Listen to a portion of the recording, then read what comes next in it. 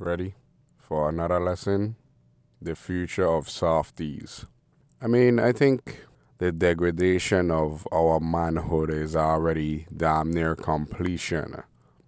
I think that when you go around here in society, the narrative of men have to be weak or men are weak, and the problem has been so forced down our throats that we just accept it as the norm now. You're seeing these dudes that look like killers out here doing all kind of nonsense, and they thugs in the streets and pansies in the sheets. There's a rapper that it is said that he out there selling butt cheeks and splitting butt cheeks, and this dude look like a killer.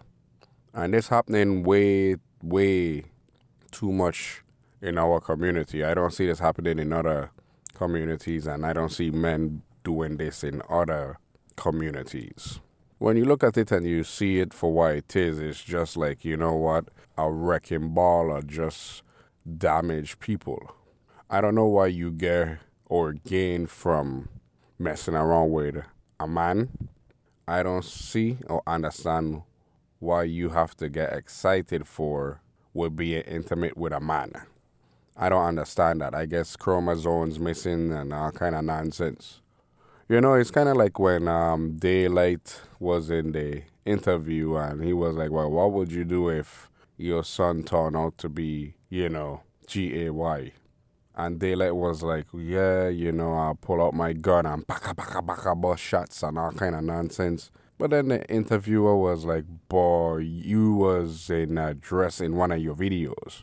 And then he tried to come up with an excuse, but then he was caught. I don't like the way this heading, and the new generation are lost. With that being said, it's our job as men to make sure that we pass down what it means to be a man down to our children and our children's children and our children's children's children. So it could continue living, and we could continue to walk the path of the shinobis. And let's not get lost in this nonsense and rhetoric that they're pushing in society.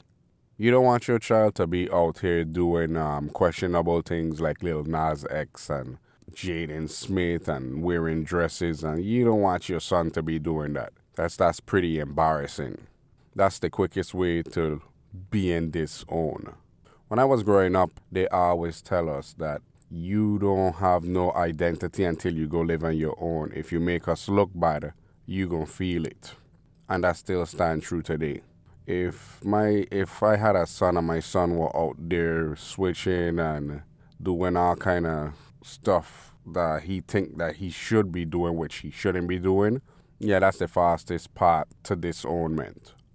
That don't mean that you can't love your children, but you have to make sure that you guide them where they need to be guided. And God made Adam and Eve, not Adam and Steve, if you believe in the man upstairs. Do not get lost in this bullshit and entangled in the weeds. Because if you walk into that jungle, I promise you, you'll get lost. And I can promise you even more, you'll die there. You've been taught.